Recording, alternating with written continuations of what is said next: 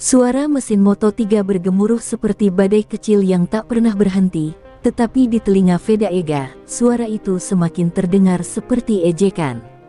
Setiap kali ia menatap layar telemetri, angka-angka itu begitu kejam, speed trap tertinggal 8 km per jam, akselerasi lambat, dan sektor lurus selalu memerah. Di padok, semua orang tahu Honda sedang tertinggal, dan Veda terperangkap di dalam motor yang tidak pernah mau membawanya lebih cepat dari batasan yang sudah ia ketahui. Setiap balapan seolah mengulang rasa sakit yang sama, berjuang, mengejar, tapi kalah di garis lurus. Di sirkuit Jerez, pukulan itu datang lebih keras dari biasanya. Saat lampu start padam, Veda sebenarnya mendapatkan start sempurna.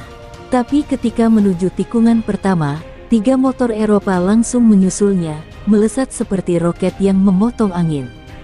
Di dalam helmnya, ia menggigit bibir, menahan frustrasi. Ia tahu talentanya tidak pernah diragukan, tapi talenta tanpa mesin hanyalah pedang tumpul di medan perang modern. Dan hari itu, Veda merasa seperti tentara tanpa senjata. Ketika balapan selesai, kamera langsung menyorot Veda. Bukan untuk memuji, melainkan untuk mencari drama, apakah motor Honda memang sudah tidak mampu? Apakah Veda frustasi dengan timnya sendiri? Pertanyaan-pertanyaan itu menusuk lebih dalam dari yang ia akui. Para analis mulai melontarkan komentar pedas di layar besar padok. Suara mereka terdengar seperti hujan batu di telinga Veda. Sehebat apapun pembalapnya, kalau motornya tak punya tenaga, hasilnya ya seperti ini. Veda berjalan sendirian ke pit dengan langkah berat. Krumplet gloves ia genggam kuat-kuat, seolah menahan emosi yang hampir meledak. Di bangku pit, tubuhnya jatuh terduduk. Kru-kru mekanik hanya bisa menatapnya tanpa kata. Mereka juga lelah, mereka juga hancur. Namun di mata mereka, ada rasa bersalah, seperti mereka adalah penyebab keterpurukan seorang talenta besar dari Indonesia. Dalam suasana sepi itu, Veda akhirnya menghela napas panjang yang terdengar seperti keluhan seorang prajurit setelah kalah perang. Saat briefing sore, kepala mekanik berusaha memberi penjelasan tentang masalah mesin, mapping, dan top speed. Namun penjelasan teknis itu tidak lagi terasa menenangkan. Veda menatap grafik-grafik itu dengan pandangan kosong. Setiap garis merah di grafik terasa seperti torehan luka baru. Ia tak mengatakan apapun, tapi dalam hati ia menjerit, berapa lama lagi aku harus membalap dengan motor yang tak mau bertarung. Rasa jenuh menumpuk, menekan dadanya lebih keras dari tekanan G-force tikungan cepat manapun. Malamnya, ketika padok sudah sepi, Veda kembali ke motornya. Ia mengelus fairing NSF yang kusam oleh debu balapan, seolah berbicara pada makhluk yang keras kepala. Aku tahu kamu sudah berjuang, gumamnya lirih. Tapi aku ingin menang, aku butuh kamu lebih dari ini. Kata-kata itu tak pernah didengar siapapun. Tapi jika seseorang lewat di saat itu, mereka mungkin akan melihat seorang pembalap muda yang terlihat jauh lebih tua dari usianya, letih, terbebani, namun tetap menggenggam harapan tipis. Ketika ia meninggalkan padok, ponselnya bergetar. Sebuah email masuk dari Honda Jepang. Hanya satu baris kalimat pendek, tetapi cukup untuk membuat langkah Veda terhenti. Kami ingin Anda datang ke Tokyo. Ada sesuatu yang perlu kami bicarakan. Di bawah lampu padok yang mulai padam, mata Veda memandang layar itu dengan jantung berdegup lebih cepat. Ia tidak tahu apakah ini kabar baik atau justru awal dari badai yang lebih besar. Tapi satu hal pasti, hidupnya, dan masa depan NSF, akan berubah. Keesokan paginya, langit Jerez terlihat suram seolah ikut merasakan badai dalam hati Veda. Ia menatap email dari Honda Jepang berkali-kali sepanjang malam, mencoba menebak maksud tersembunyinya. Apakah ini teguran, evaluasi, atau harapan? Namun ketidakpastian itu justru membuat tidurnya kacau. Saat sinar matahari baru menyentuh padok, Veda sudah memutuskan ia akan berangkat. Tidak peduli apapun yang menunggunya di Tokyo, ia tak bisa terus terjebak dalam lingkaran frustrasi yang sama. Dalam perjalanan menuju bandara, Pikirannya berputar seperti replay balapan yang tak diinginkan. Ia teringat bagaimana setiap lap ia dipaksa menonton motor-motor KTM dan gas-gas menjauh di depan mata, seolah mengejek ambisi yang ingin ia capai. Ia teringat wajah mekaniknya yang tampak bersalah, komentar kejam para analis, dan hujatan netizen yang menyalahkannya tanpa tahu betapa keras ia berjuang. Semua itu seperti mengisi koper emosional yang ia bawa ke Jepang, penuh beban, penuh luka. Saat tiba di markas Honda di Tokyo, suasana langsung berubah drastis. Gedung itu menjulang seperti istana teknologi, kaca bening, suara mesin uji, aroma logam panas dan elektronik. Seorang pria berjas hitam menjemputnya tanpa banyak bicara. Mereka membawa Veda melewati koridor panjang, dengan pintu-pintu yang hanya bisa dibuka menggunakan kartu khusus. Tingkat kerahasiaan tempat itu membuat Veda merinding, ia tahu ini bukan pertemuan biasa. Akhirnya, mereka tiba di ruang rapat yang dikelilingi layar digital besar. 5 orang berdiri menunggunya, para insinyur senior dengan wajah tegang, ditemani seorang petinggi Honda yang jarang muncul di publik. Tidak ada basa-basi, tidak ada senyum, hanya tatapan serius yang membuat ruangan terasa lebih sempit. Sang petinggi akhirnya membuka suara. Veda-san, kami sudah mengamati semua data Anda, dan kami sadar bahwa masalahnya bukan Anda. Kalimat itu menghantam dadanya keras, membuatnya tak bisa bernapas sejenak. Insinyur lain menampilkan grafik besar di layar, memperlihatkan perbandingan antara NSF Honda dan motor Eropa. Selisih daya, akselerasi, drag aerodinamis, semuanya terpampang seperti visi suram masa depan. Veda merasakan campuran lega dan sedih. Lega karena bukan dirinya yang dianggap gagal. Sedih karena kenyataan bahwa motor yang ia bela selama ini ternyata memang jauh tertinggal. Kemudian, grafik baru muncul, gambar skema rangka, mesin, dan aero misterius. Ini, ujar salah satu insinyur, adalah rencana kami. Proyek Merah, kata sang petinggi dengan suara rendah namun mantap.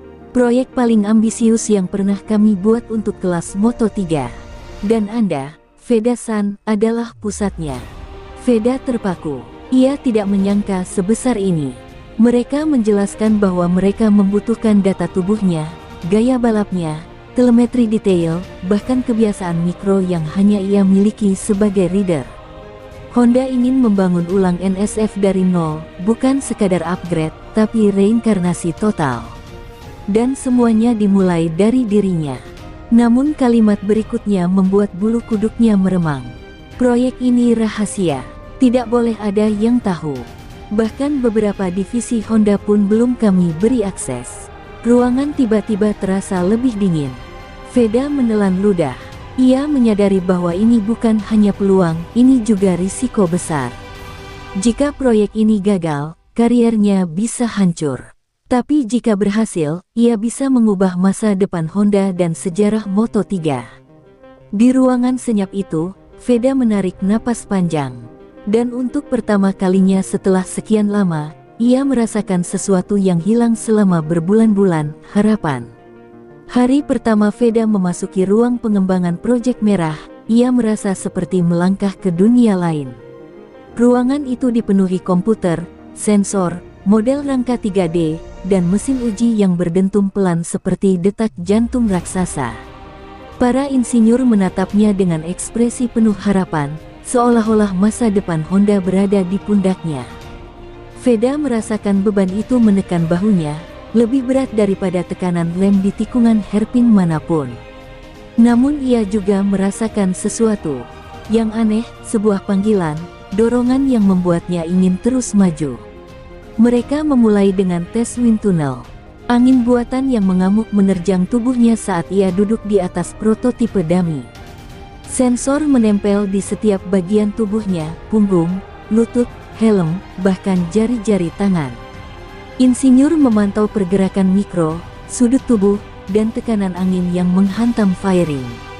Sedikit lebih rendah, siku kanan turun, tahan, perintah mereka beruntun.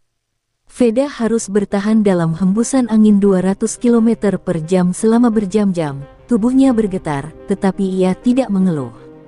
Karena ia tahu, inilah harga seorang pionir. Tes berikutnya bahkan lebih kejam. Mereka memasangnya pada rig getaran mesin, sebuah alat yang mensimulasikan kondisi balap ekstrim. Getaran itu mengguncang seluruh tulangnya, membuat lengannya mati rasa. Ini untuk mempelajari fatigue point Anda, jelas seorang insinyur. Veda hanya mengangguk. Ia tidak mengerti semua teknisnya, tetapi ia paham tujuannya, menciptakan motor yang mengikuti tubuhnya, bukan sebaliknya. Namun setiap menit di alat itu terasa seperti disiksa oleh ribuan jarum halus.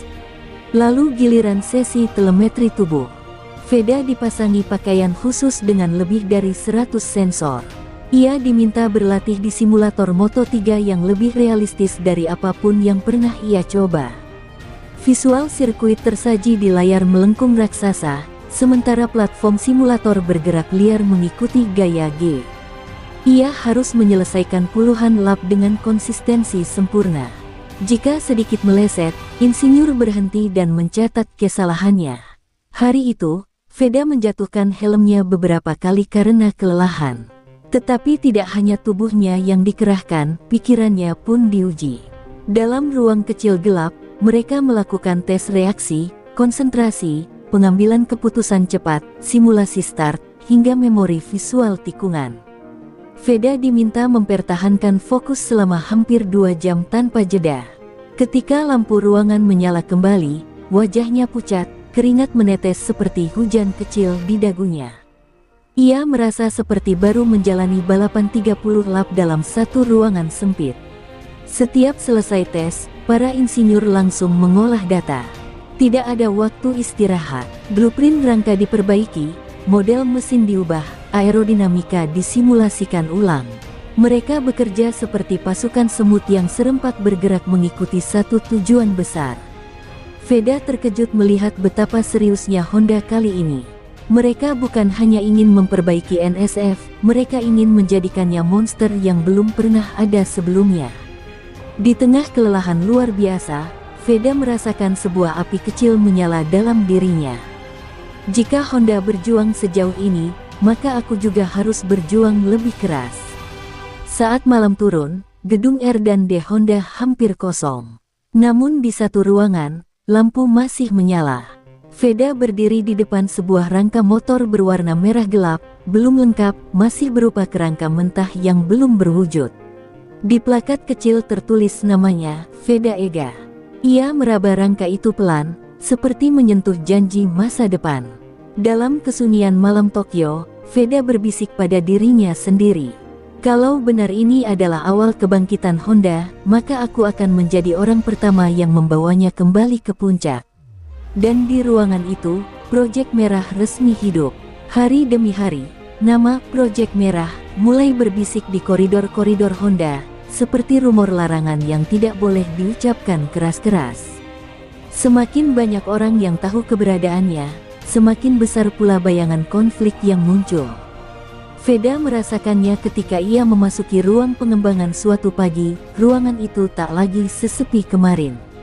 Dua kelompok insinyur duduk berhadapan, dengan tatapan dingin yang tak bisa disembunyikan. Udara dipenuhi ketegangan yang tidak ia pahami. Rasanya seperti memasuki medan perang tanpa tahu siapa musuh yang sebenarnya. Salah satu insinyur senior dari divisi Eropa menatap Veda dengan sorot mata ragu. Kita sudah bertahun-tahun mengembangkan NSF dengan cara stabil, katanya dengan nada sinis. Mengapa sekarang harus mengubah semuanya hanya karena satu pembalap? Kata-kata itu menusuk seperti duri. Bagi Veda, bukan soal gengsi, ini soal masa depan seluruh tim. Namun di balik komentar itu, ia menangkap sesuatu yang lebih gelap, rasa takut kehilangan posisi, kehilangan pengaruh, kehilangan masa depan. Di sisi lain meja, insinyur muda dari divisi Jepang membalas dengan suara tegas. Justru karena hasil bertahun-tahun itu stagnan, kita perlu perubahan radikal. Lihat data balapan, lihat telemetri Veda. Suaranya naik, orang ini bertarung di atas motor yang seharusnya tidak lagi bertarung. Jika bukan dia, mungkin Honda sudah tenggelam. Kata-kata itu membuat ruangan bergemuruh. Beberapa mengangguk, beberapa berbisik, beberapa tampak tersinggung. Konflik itu bukan lagi soal teknis, tetapi soal ego dan gengsi antar generasi. Petinggi Honda akhirnya turun tangan. Di ruang rapat dengan dinding kaca, pertemuan darurat digelar. Suasana tegang, semua suara terdengar seperti dentuman. Veda duduk di sudut, tak diikutkan dalam debat teknis, tapi ia dipaksa menyaksikannya. Ia melihat bagaimana para petinggi saling bersilang pendapat, apakah mendorong proyek merah terlalu jauh.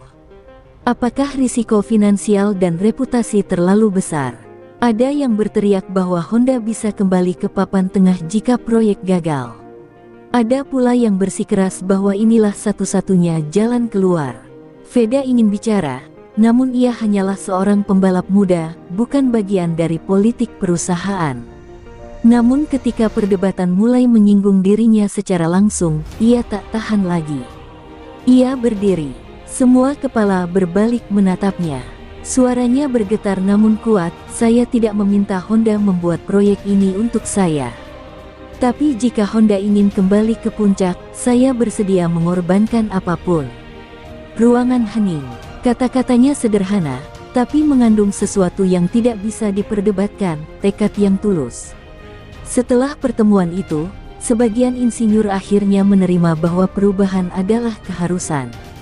Tetapi sebagian lain masih menolak dalam diam, bekerja dengan setengah hati, atau bahkan mencoba membuktikan bahwa proyek merah hanyalah pemborosan. Veda merasakan tatapan mereka setiap kali ia melewati lorong, ada yang memandangnya dengan hormat, ada yang memandangnya seperti ancaman. Untuk pertama kalinya, ia menyadari betapa beratnya beban sebagai pusat sebuah revolusi besar. Malam itu, saat ia berjalan keluar dari gedung Honda, hujan turun di Tokyo. Di bawah lampu jalan yang temaram, Veda menoleh ke belakang dan melihat gedung besar itu berdiri seperti raksasa bisu yang menyimpan ribuan rahasia. Ia tahu konflik ini baru permulaan.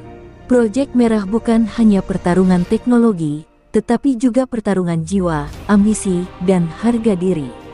Dan di tengah badai itu, ia, seorang anak muda dari Indonesia, menjadi percikan api yang mengubah arah sejarah Honda. Kabar tentang aktivitas misterius Honda mulai menyebar seperti asap kebakaran di padok Eropa. Meski proyek merah dirahasiakan, sesuatu yang sebesar ini mustahil benar-benar tersembunyi. Teknisi KTM mulai berbisik-bisik saat Veda lewat, seolah membaca perubahan dari cara ia berjalan.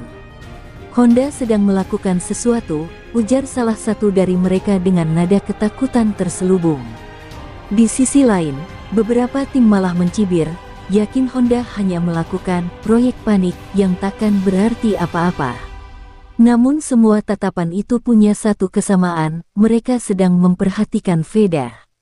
2. Saat kembali ke Eropa untuk menjalani balapan berikutnya, Veda merasakan atmosfer yang berbeda.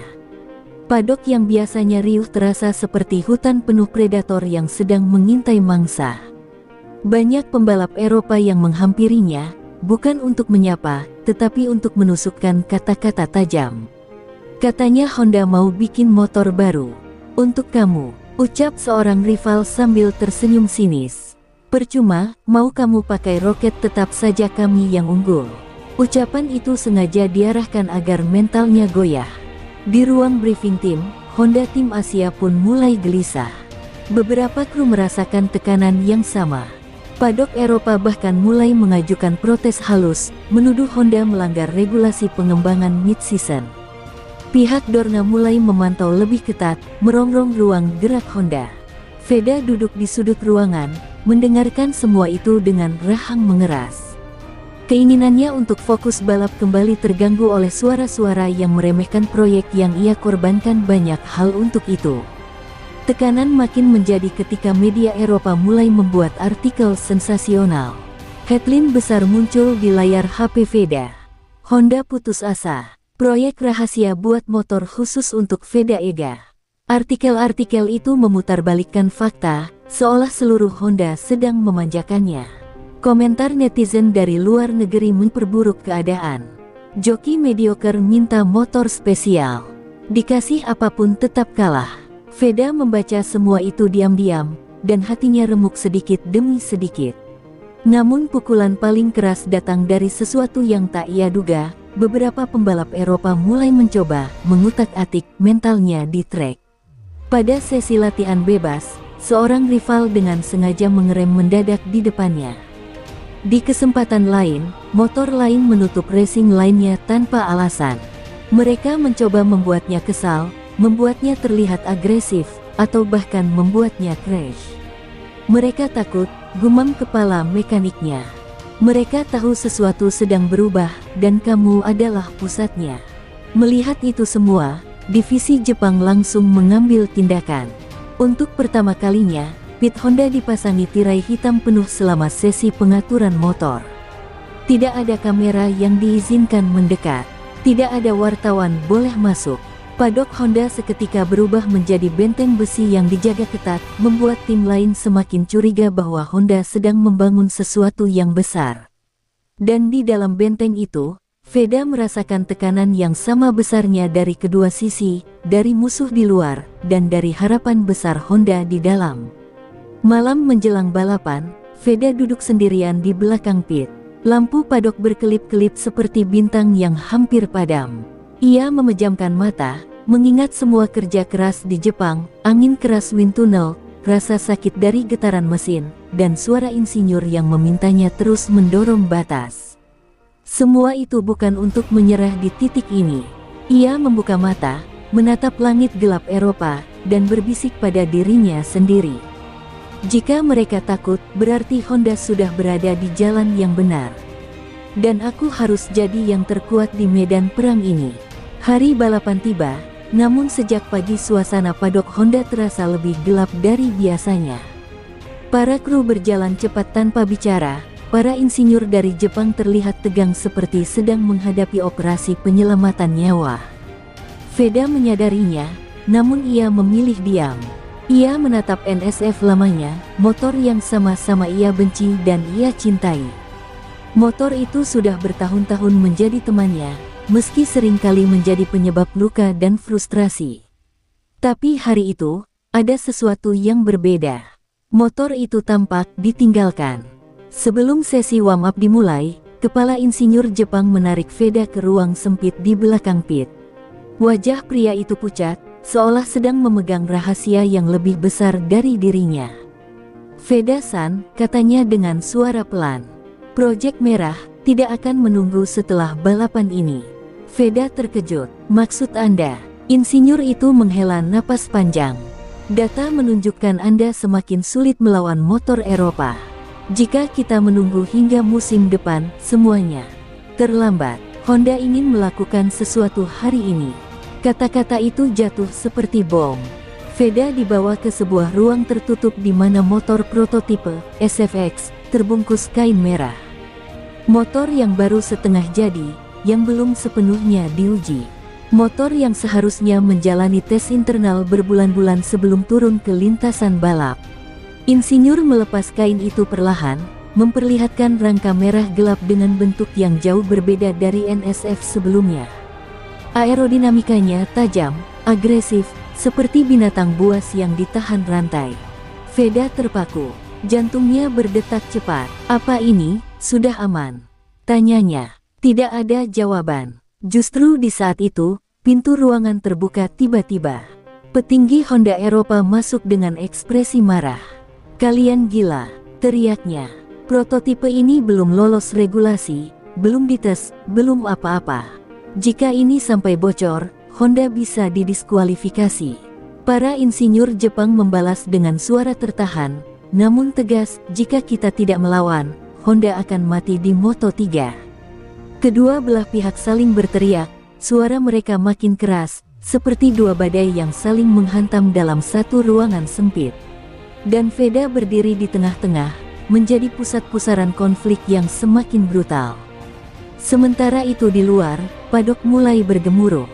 Beberapa teknisi tim Eropa mendengar suara-suara pertengkaran dari pit Honda. Kamera-kamera media mengarah ke garasi Honda, berharap ada drama yang bisa dijadikan berita panas. "Ada masalah besar di dalam," bisik seorang jurnalis. Semakin banyak orang berkumpul, menunggu sesuatu pecah. Veda yang melihat situasi ini merasa dadanya sesak. Ia tidak pernah menginginkan Honda saling berperang. Ia hanya ingin sebuah motor yang mampu bertarung dengan layak. Pada detik kritis itu, Kepala Divisi Jepang mengambil keputusan yang mengguncang seluruh ruangan. Baik, kita hentikan. Semua orang menoleh. NSFX tidak akan digunakan hari ini. Suaranya tegas namun getir. Lalu ia menatap Veda, matanya berkaca-kaca karena kecewa pada keadaan. Kami tidak ingin membahayakan Anda. Motor ini terlalu mentah. Veda merasakan campuran lega dan frustrasi. Harapan yang sempat menyala tiba-tiba padam. Proyek yang ia impikan masih belum bisa keluar dari kegelapan laboratorium. Warm up dimulai. Veda kembali menatap NSF lamanya, motor yang sama yang membuatnya kalah berkali-kali. Sementara di balik tirai pit, prototipe merah itu kembali ditutupi, seolah dikubur hidup-hidup. Veda mengambil helmnya, menutup wajahnya, dan menahan napas panjang. Ia tahu hari ini ia akan kembali bertarung dengan pedang tumpul. Namun ia juga tahu satu hal lainnya. SFX sudah siap menunggu. Dan suatu hari nanti, tidak ada yang bisa menghentikannya untuk bangkit. Angin sore yang berputar di sekitar padok terasa seperti membawa firasat buruk ketika Veda melangkah masuk ke dalam garasi. Cahaya lampu neon yang biasanya hangat kini tampak pucat, seolah-olah seluruh tempat itu sedang menunggu sesuatu yang tidak ingin terjadi. Di tengah garasi, motor NSF baru versi rombak total, berdiri seperti makhluk hidup yang sedang menyimpan rahasia gelapnya, mesin yang luar biasa kuat, tapi penuh sifat tak terduga.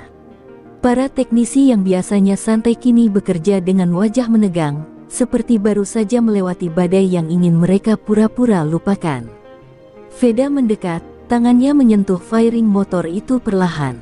Temperatur permukaannya masih hangat, padahal motor baru saja dimatikan. Dia panas, terlalu panas, gumamnya. Mekanik utama, Takahiro, mengangguk pelan tanpa berani menatap mata Veda. Kami menemukan sesuatu di data telemetri. Saat top speed, suhu internal naik melampaui batas. Seharusnya mustahil. Veda mengerutkan kening. Mustahil. Kata itu yang justru membuat hatinya makin berdegup.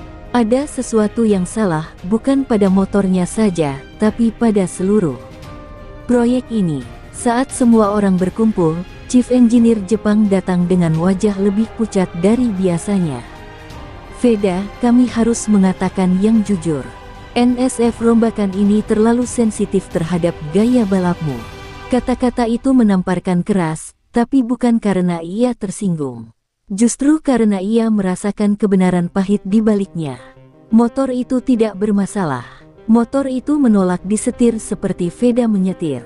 Mesinnya berperilaku liar karena merespons agresivitas yang hanya dimiliki satu pembalap, dirinya. Jadi, motor ini memilih siapa yang layak menungganginya. Tanya Veda pelan, suaranya menggantung antara marah dan tertawa sinis. Bukan begitu, jawab Takahiro cepat. Tapi mesin ini berada di batas teknologi. Perhitungan komputer bilang performa tertingginya bisa keluar, hanya kalau pembalapnya tidak terlalu agresif. Veda terdiam. Ia adalah pembalap agresif. Itulah identitasnya. Itulah yang membuatnya menjadi ancaman di lintasan. Dan kini identitas itu justru menghalangi mesin untuk memberikan 100%-nya. Sebuah ketegangan merayap di udara. Di sisi lain garasi, seorang insinyur muda menggertakkan gigi. Bukan cuma itu, katanya, menyerahkan tablet kepada Chief Engineer. Ada potensi kerusakan fatal kalau dipaksa dengan gaya balap Veda. Mesin bisa jebol, bisa meledak. Kata meledak membuat semua kepala spontan terangkat. Ruangan itu mendadak hening. Veda merasakan dadanya ditinju dari dalam. Apakah ini berarti seluruh rombakan besar Honda justru menciptakan monster yang juga bisa menghancurkan masa depannya? Namun di tengah kekacauan ini, suara Pak Sato muncul dari pintu garasi, pelan tapi dalam. Justru karena motor ini menolakmu, kau harus membuatnya tunduk. Semua mata beralih padanya. Teknologi hebat bukan untuk pembalap yang patuh. Teknologi hebat diciptakan untuk mereka yang berani melampaui batasnya. Tatapannya jatuh pada Veda. Bukan mesin yang memilih pembalap, pembalap yang membentuk mesin. Kata-kata itu menyulut sesuatu di dalam diri Veda, api kecil yang mulai membesar.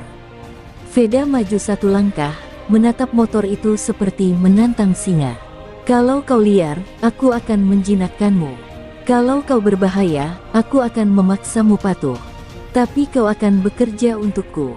Suaranya dalam, penuh tekad. Semua mekanik terdiam, sebagian merinding. NSF rombakan total itu belum sempurna, belum stabil, belum menjadi senjata. Tapi di hadapan mereka berdiri pembalap yang tidak pernah mundur sekalipun dalam hidupnya. Pertarungan baru dimulai, pertarungan bukan melawan lawan di lintasan, tapi melawan mesin yang ingin menolak tuannya sendiri. Jika mesin itu benar-benar bisa meledak, maka bab berikutnya adalah pertarungan hidup mati antara ambisi Honda dan karakter liar Veda Ega. Pertarungan yang akan menentukan apakah proyek ini menjadi revolusi atau tragedi. Malam itu, garasi Honda berubah menjadi ruang operasi darurat. Lampu-lampu putih diarahkan langsung ke NSF rombakan total, menegaskan betapa serius dan gentingnya situasi. Bising suara alat diagnostik berdengung seperti detak jantung raksasa. Para teknisi berkumpul mengelilingi motor itu seperti dokter yang menanganiku pasien kritis. Veda berdiri tepat di tengah, tubuhnya masih diliputi adrenalin dari ucapan Pak Sato sebelumnya. Kini ia bukan lagi sekadar pembalap, ia adalah orang yang harus menjinakkan mesin yang hampir menolaknya. Takahiro mengangguk ke arah Veda. Kita mulai tes dinamometer, tapi ingat, motor ini ada di ambang batas. Jangan lepaskan throttle penuh terlalu lama. Veda tersenyum tipis, pahit, seolah ia baru saja mendengar larangan yang justru ingin ia langgar. Kalau kita mau membuatnya tunduk, tidak ada cara setengah-setengah. Suaranya rendah namun tegas. Di dalam dadanya, ia bisa merasakan bab baru mulai terbuka. Bab yang tidak berbicara soal kemenangan di lintasan, tetapi soal membuktikan bahwa ia pantas menjadi pembalap yang memimpin revolusi Honda. Saat mesin dinyalakan, suara NSF baru itu bukan sekadar raungan. Ia seperti amukan makhluk buas yang terbangun dari tidur panjang. Seluruh garasi bergetar. Monitor menampilkan grafik yang melonjak tidak wajar, membuat beberapa teknisi menahan napas. Veda memelintir throttle perlahan, menguji respons mesin. Namun bukannya halus seperti motor pada umumnya, mesin itu memberikan hentakan liar dan tak terduga. Dia melawan, gumam salah satu teknisi. Tapi bagi Veda, itu bukan perlawanan, itu adalah panggilan perang. Veda menarik napas panjang. Dengan satu gerakan, ia memelintir throttle hampir penuh. Mesin meraung keras, terlalu keras, melebihi batas yang pernah mereka lihat. Alarm peringatan berbunyi, indikator suhu melonjak. Veda, lepas, teriak Takahiro. Namun pembalap itu tidak bergeming. Di balik helm yang ia kenakan sekadar untuk keamanan, kedua matanya berkaca-kaca. Ada perasaan aneh di dalam dirinya, perpaduan ketakutan, amarah, dan tekad untuk tidak menyerah pada mesin yang mencoba mendefinisikan siapa dirinya. Hentakan berikutnya membuat seluruh dinamometer bergetar keras. Beberapa baut bahkan terdengar patah. Para teknisi panik. Kalau diteruskan, mesinnya bisa jebol. Namun Veda tahu sesuatu yang tidak mereka tahu. Ia bisa merasakan mesin itu mulai berubah nada, dari mengamuk menjadi menyatu. Sedikit lagi, bisiknya, memaksa throttle tetap terbuka. Ini bukan sekadar tes. Ini adalah pertarungan jiwa antara pembalap manusia dan teknologi yang belum siap menerima agresivitasnya. Jika ia melepaskan sekarang, mesin akan menang. Dan kalau mesin menang sekali, ia tidak akan pernah tunduk. Lalu, tiba-tiba, suara mesin berubah. Dari raungan liar, menjadi deru stabil yang dalam dan presisi. Alarm berhenti. Grafik di monitor turun ke garis normal. Semua orang terdiam membeku. Seorang mekanik menjatuhkan tablet saking terkejutnya. Takahiro menatap monitor lalu menatap Veda dengan wajah tak percaya, seolah ia baru melihat sesuatu yang melanggar hukum fisika. Veda perlahan melepaskan throttle, tubuhnya bergetar bukan karena takut, tapi karena kemenangan kecil yang terasa lebih besar dari podium manapun. Veda membuka helmnya, rambutnya basah oleh keringat, wajahnya memucat, namun matanya menyala seperti bara api.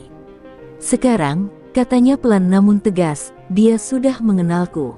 Tidak ada sorak, tidak ada tepuk tangan, hanya keheningan suci dari orang-orang yang baru saja menyaksikan seorang pembalap memaksa mesin revolusioner tunduk kepada kemauannya. Namun di balik semua itu, Pak Sato berdiri di pojok ruangan dengan ekspresi tegang. Karena ia tahu, jika proses ini berhasil, maka bab berikutnya bukan hanya tentang motor yang tunduk, tapi tentang dunia Moto3 yang harus bersiap menerima ancaman baru yang belum pernah ada sebelumnya. Bab 9, Demon dalam uji coba tertutup. 7 paragraf, dramatis, lanjutan langsung dari bab sebelumnya. Pagi berikutnya, seluruh fasilitas Honda ditutup rapat. Tidak ada reporter, tidak ada kamera, tidak ada akses untuk siapapun selain anggota inti proyek NSF Rombakan Total. Ini adalah hari penentuan, hari ketika mesin yang baru saja ditaklukkan, Veda harus diuji langsung di lintasan nyata. Langit mendung menggantung rendah di atas sirkuit uji tertutup itu, seakan alam pun menahan napas untuk melihat apa yang akan terjadi. Veda berdiri di depan pit lane, memandangi motor yang kini terlihat lebih mirip senjata daripada kendaraan. Ada aura baru darinya, seolah mesin itu hidup dan menunggu tuannya untuk memerintah. Takahiro datang sambil membawa tablet telemetri. Kami sudah cek ulang semuanya.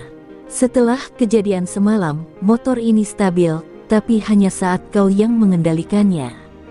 Nada suaranya masih mengandung ketakutan tertinggal. Jika pengendara lain mencobanya, sistem stabilisasi internal langsung kacau. Veda tidak menjawab. Ia sudah tahu itu sejak malam sebelumnya, bahwa motor ini tidak lagi sekadar mesin. Motor ini menjadi refleksi dirinya, agresif, liar, sulit ditebak, namun mematikan ketika berada di tangan yang tepat. Honda secara tidak sengaja menciptakan motor yang terlalu personal. Ketika pintu pit dibuka, angin dingin bertiup masuk. Veda mengenakan helmnya perlahan, satu persatu gerakan terasa seperti ritual sebelum menghadapi iblis. Para teknisi mundur, beberapa menahan napas, sebagian lagi memejamkan mata seperti sedang berdoa. Saat Veda menunggangi motor itu, gejolak aneh muncul di fairing, getaran halus seperti binatang buas yang menahan diri agar tidak melompat. Tenang, bisik Veda pada mesin itu, bukan karena ia gila, tapi karena ia merasakan hubungan yang tidak bisa dijelaskan dengan logika. Begitu ia menekan tombol starter, NSF itu mengaum lebih dalam dari sebelumnya, bukan raungan liar, melainkan suara predator yang siap berburu. Veda keluar dari pit, perlahan memasuki lintasan. Lap pertama berjalan normal, tapi semua orang tahu ia hanya mengukur napas mesin itu. Baru di lap kedua, ia mulai membuka throttle. Grafik telemetri langsung melonjak tinggi, tak masuk akal. Astaga, powernya naik 12% lagi, ini tidak mungkin, ujar seorang teknisi terbata. Motor itu bukan hanya stabil, ia memberikan lebih dari yang seharusnya. Seolah ia senang ditunggangi dengan brutal. Lap ketiga dimulai, dan itulah awal bencana sekaligus keajaiban. Di tikungan tajam sebelah timur, Veda masuk dengan kecepatan yang tidak seorang pun dari Honda percaya. Bahkan motor prototipe Oto-Oto pun tak berani melakukan itu. Seluruh garasi menahan napas. Di layar, grafik gaya lateral terlihat hampir memecahkan batas keamanan.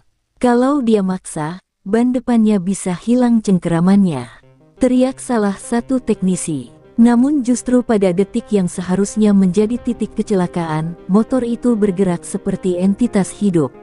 Ia mengoreksi sudutnya sendiri, membantu Veda keluar dengan kecepatan lebih tinggi dari logika. Dia tidak hanya tunduk, dia melindungi Veda, gumam Takahiro dengan wajah membeku. Semua orang di ruangan merinding. Motor yang semalam menolak ditunggangi, kini menentukan sendiri bagaimana agar pembalapnya tidak jatuh. Ini bukan sekadar teknologi, ini simbiosis, dan itu membuat mereka semua ketakutan. Ketika Veda kembali ke pit setelah 5 lap brutal, ia melepas helm dan menatap semua orang dengan mata yang penuh api dan ketenangan yang menakutkan. "Kalau ini dibawa ke balapan," katanya dengan suara rendah, "tidak ada satupun rider Moto3 yang bisa menyentuh kita." Suasana di pit hening, antara kagum, takut, dan sadar bahwa mereka baru saja membuka pintu yang seharusnya mungkin tidak pernah dibuka. Honda sekarang punya Demon Machine, dan hanya satu orang di dunia yang bisa mengendalikannya. Hari itu akhirnya tiba, hari ketika Demon Machine milik Honda harus diuji bukan di sirkuit tertutup, tetapi dalam suasana kompetitif yang sesungguhnya. Bukan race resmi, namun sesi tes pramusim resmi Moto3, di mana seluruh rival hadir lengkap. Begitu truk Honda tiba, suasana padok berubah hening. Semua orang menatap peti besar yang menyimpan NSF rombakan total seakan itu adalah peti mati yang berisi sesuatu yang tidak seharusnya dilepaskan. Veda turun dari mobil, langkahnya tenang, tapi matanya menyimpan ketegangan yang bahkan ia sendiri tak mampu sembunyikan. Ini bukan sekadar tes, ini arena di mana rahasia mereka bisa terbongkar dalam hitungan menit. Saat motor dikeluarkan dari peti, seluruh padok makin tegang. Fairing hitam karbonnya tampak berbeda, auranya dingin dan tajam, seperti mengatakan bahwa ia tidak diciptakan untuk bersaing, melainkan mendominasi. Mekanik dari tim lain melihat ke arah motor itu dengan campuran penasaran dan curiga. Bahkan beberapa pembalap senior Moto3 terlihat berbisik-bisik sambil memperhatikan detail motor Honda tersebut. Mereka tidak tahu apa yang terjadi di balik pintu tertutup beberapa hari lalu, tapi entah kenapa, semua orang bisa merasakan bahwa ada sesuatu yang tidak biasa. Ketika sesi dimulai, Veda mengenakan helmnya dengan gerakan lambat, hampir ritualistik. Tangannya menyentuh tangki motor itu seolah memberi aba-aba kepada makhluk yang tinggal di dalamnya. Begitu ia menekan starter, padok langsung menoleh, suara mesinnya berbeda. Bukan seperti motor Moto3 biasa. Ada nada dalam, buas, dan rapat, seperti suara makhluk yang ditahan rantai besi. Veda melaju ke pit lane, perlahan membuat motor itu bangun dari tidur. Beberapa mekanik lawan sampai mundur setengah langkah hanya karena mendengar getaran tanah saat motor itu lewat. Di lap pertama, Veda hanya pemanasan. Tapi telemetri Honda sudah menunjukkan sesuatu yang membuat teknisi pucat, motor itu mengeluarkan tenaga lebih besar dari data dini mereka. "Ini, powernya naik lagi," seru salah satu teknisi. Takahiro menatap layar dengan mata membelalak. Mesin itu beradaptasi sendiri. Bukan hanya tunduk, ia semakin kuat setiap kali ditunggangi Veda. Mereka semua terdiam, mengetahui bahwa jika hal ini terus berlanjut, motor itu bisa menjadi senjata yang bahkan Honda sendiri tidak lagi mampu kendalikan. Lap kedua dimulai. Veda mulai membuka throttle. 1 tikungan, 2 tikungan, di setiap momen ia melewati batas grip yang normalnya membuat pembalap terlempar. Rival-rival di lintasan terdiam menyaksikan dari spion, seorang anak 16 tahun menunggangi motor yang bergerak seolah ia memiliki aibawaan, seolah motor itu tahu kapan harus menahan, kapan harus melawan, kapan harus menyelamatkan pembalapnya dari crash. Di tikungan es cepat, Veda masuk terlalu kencang. Normalnya itu adalah bunuh diri. Tetapi motor itu meluruskan dirinya sedikit, mengoreksi sudut kemiringan, lalu memuntahkan kecepatan keluar tikungan seperti monster yang baru saja tertawa. Pitbox Honda berubah hening. "Ini gila," bisik salah satu teknisi. Dia tidak lagi mengendarai motor. Dia menyatu dengannya. Bahkan di layar TV padok, komentator tidak bisa menyembunyikan keterkejutannya. Meski ini hanya tes, semua orang tahu ada sesuatu yang sedang berubah. Dan perubahan itu tidak akan menyenangkan bagi siapapun selain Honda. Ketika Veda melakukan flying lap ketiganya, sesuatu yang lebih mengerikan terjadi. Ia mencatat waktu tercepat bukan hanya 1 detik lebih cepat dari pembalap lain, tetapi 3 detik. 3 detik di kelas Moto3 adalah perbedaan antara manusia dan dewa. Padok membeku. Beberapa rival bahkan membuka helm hanya untuk memastikan mata mereka tidak menipu. Ini bukan normal. Ini bukan wajar. Ini bukan sekadar motor cepat, ini adalah sesuatu yang seharusnya tidak ada di kelas Moto3. Saat Veda kembali ke pit, ia melepas helm dan melihat ke arah seluruh timnya. Wajahnya tidak tersenyum, tapi tatapannya mengatakan satu hal, monster itu sudah bangun sepenuhnya. Takahiro memegangi kepala, campuran antara bangga dan ketakutan. Pak Sato menghela napas panjang, sadar bahwa sejak saat ini, dunia Moto3 tidak akan pernah sama lagi. Apa yang Honda ciptakan bukan sekadar motor. Mereka menciptakan legenda atau bencana. Dan hanya Veda yang bisa menentukannya.